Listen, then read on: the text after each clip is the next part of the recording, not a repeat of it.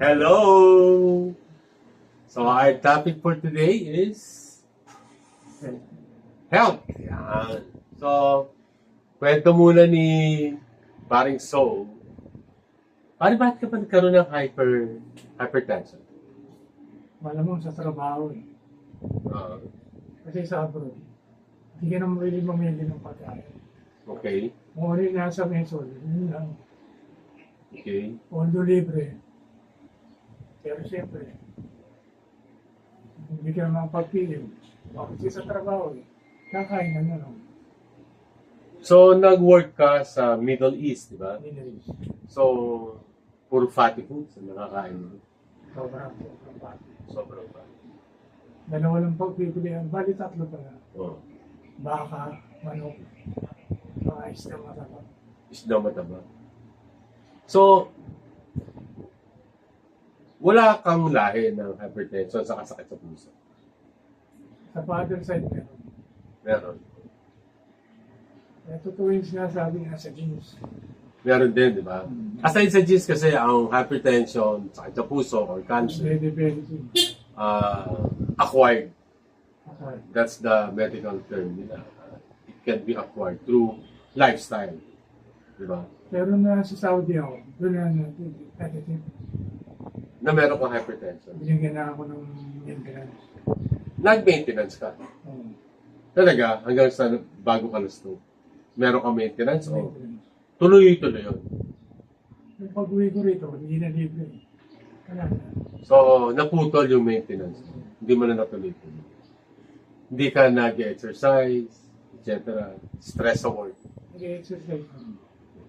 Kaya lang dahil wala na akong kasama dito. After pandemic. Before pandemic. Before pandemic. Pandemic ka na-stroke. Di ba? So anyway, nung na-stroke ka, from my understanding, nagkaroon ka naman ng banding kasama. Nagkaroon ka ng therapies. Nagkaroon ka ng mga putol-putol. Hindi siya tuloy-tuloy. Hindi continuous. Hindi continuous. Well, Magastos din natin. magastos. Ang gumagastos sa'yo, yung mga kapatid mo. Diba? Tapos ang naging problema pa is, wala din nag-handle ng medication mo. Walang proper handling. Walang ano talaga. Walang nag-manage ng medication mo. Si Sol po kasi is separated. So, nag-self-medication siya nung wala na sa kasama sa kanyang mga gamot sa hypertension and malabas pati sa heart. Pero hindi na sustain. Hindi siya na-sustain, hindi siya tuloy-tuloy. Tapos yung diet din niya, hindi rin, wala na rin. Yung sa'yo, survival mode eh. Oo, wala akong kasama eh. Nung na-meet ko sa una, almost 10 years ago, diba, nung una tayo nagkasama sa isang project, hindi ganyan kalaki si Soul. Nagulat nga ako nung nakita ko sa noon eh, na bago ako dito lumipat, malaki na siya. Kasi nasa survival mode ka. You need to eat carbo, salty foods, oily foods, di ba? Kung ano yung nandyan, yung kakain. Kung ano nandyan, kumisan, wala pa. Di ba? Yes, wala. Yun yung masakit. And sadly, last March 23 this year, dinala ko siya sa ospital sa tulong ng kanyang mga kapatid at mga kamag-anak. Nadala namin siya sa may heart center. And after 6 days na nandun ka, na-diagnose na aside sa nagkaroon ka ng stroke, di ba? 2 weeks bago kita dinala. Hindi natin alam, pero sinasabi ko na sa'yo na meron ka problema.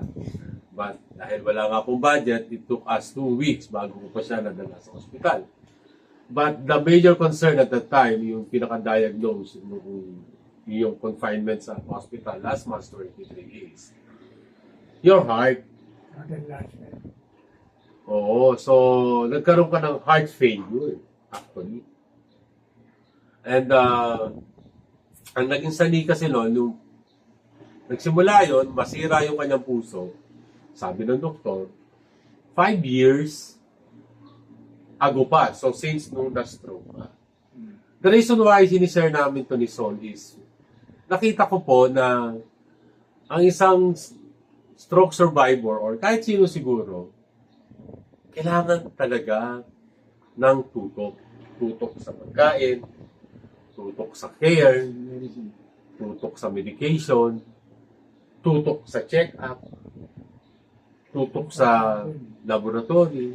Continuous kasi yun. Hindi porket na-survive niya yung stroke, yun na yun. Pag nabuhay siya, kung ano man yung kinabalinghatnan niya from that stroke, okay na. Hindi, kasi continuous therapy yan, continuous medication. And siyempre, katulad ni Paring Sol, kung wala siyang kasama sa bahay, sa buhay, mawawalan siya ng self-determination para magtuloy-tuloy ng laban sa buhay. Para uwas naman. Yan. So, kaya namin to si Michelle. So, anong masasabi mo, pare, after all those things na nangyari sa'yo? Nagsirang buhay. Dapat gamitin natin sa tama. Alagaan natin sarili natin. Alagaan natin yung mga mahal natin sa buhay. Ngayon, pare, sadly, you know na naman your condition. Our choices for you to live is, sorry po sa mga kamag-anak, at Shirley, kailangan mo is either buksan ka, which is hindi na advisable kasi it's beyond repair as per kay Dr. Yang. Lalagyan ka ng baling device to help your heart mag-pump, parang pacemaker, or yung ginagawa natin ngayon, medication. It's hard. Si Vera, yung kanyang anak, was able to fix na magkaroon siya ng libre check-up, gamot, medication, pero hindi yung pinakamahal na baling gamot. May mga tulong sa LGU na ayos na rin, sa barangay, kahit sa may baling national. Pero kuminsan po talaga dahil yung iba, ako yung naatasan maglakad, it's very hard mag-reach out. Kaya sa tao, kamag-anak man, kaibigan man, it's really hard to reach out on your own, mas lalo na pag nagkakasakit ka. Kita-kita mo ang kakulangan ng buong sistema sa mga taong biktima ng sakit, kahit anong sakit mo to. Di ba, pare? Anong masasabi mo? Kahit anong sakit natin. Sa akin kasi acquired talaga eh. Sa'yo, ako, ano? Basta naging pabayarin ako. Hirap mo maintain ang pagkain. Kasi based on my experience, sabi ko, wala ka talagang choice, hindi kumain. Pagod sa trabaho eh. Dahil libre yung pagkain. Banat lang. Tira lang ng tira. Hindi mo lang makontrol. Wala ka na makontrol. Kasi isang oras na bibigay sa'yo. Pag di ka naman kumain, siyempre mo, manghihina ka. Wala kang lakas. Okay. Anyway, so doon na-develop yung sakit ko sa puso. Hindi lang talaga naman. Anong message mo ngayon sa lahat? Sa mga malalakas pa dyan, wala pang sakit. Ingatan niyo po sarili niyo. Kasi isa lang buhay. Sabi nga ng mga Gen Z, YOLO, you only live once. Tama naman. Isa lang buhay. Wow. Kaya pangalagaan natin. So ikaw, pare, kung hindi ko naman sabi machuchubi ka na, layo pa yun. Una, ako nagpapasalamat. Unahan na kita. Papasalamat ako kay una-una sa lahat kay Ate Shirley. Sino yung kasama niya sa Japan? Ate Liz. Si Ate Tess, kay Sheila, kay Jordan, Sharina. Sharina pala, kay Vera na anak ko. At syempre kay Sheila, saka kay Mario, kila auntie, anong name ng auntie mo? Kay Tito. Baby. O kasi sila yung talagang tumulong kaya saka kay Joel, habang nasa ospital. Si Soul. So, muntikan. Muntikan siya, pero nandito pa siya ngayon. But the thing is, mag-thank you ka na rin sa kanilang lahat. Una-una kay Shirley, sa kay Ate Tess. Hindi po lahat na tumulong sa akin. Maraming salamat. Walang katapos ang pasalamat. Hindi natin masabi. Bukas makalaw. Hindi pwede pagmaibang bukas. Wala po nakakalam ng bukas. Pero salamat lahat sa lahat sa inyo. Kasi natuktong ang pambuhay ko. Saka sa mga anak mo, saka kay Wisa. Sa mga anak ko, ang panibigan ko hindi, tulad ng mini-message ko sa inyo, araw kami, mahal ko kayo.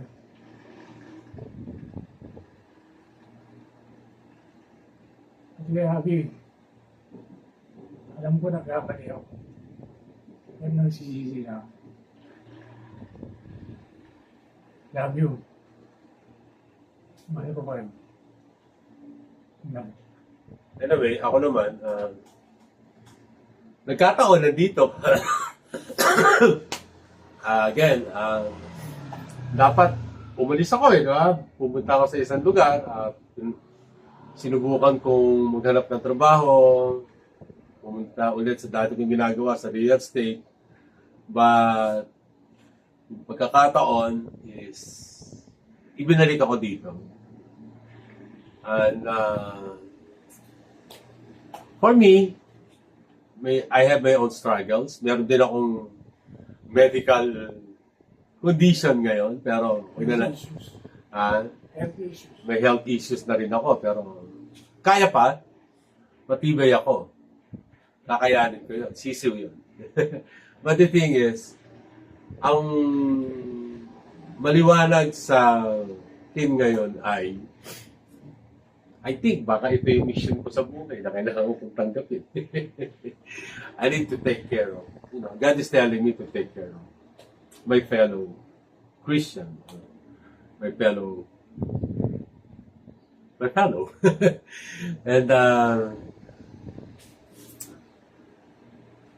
doing that, kahit pa paano yung mga sarili kong sakit, spiritually, physically, mentally, and whatever sickness or issues I have, kahit pa paano, nagagamot din naman. Naiibsan. Hindi nga lang yung medical.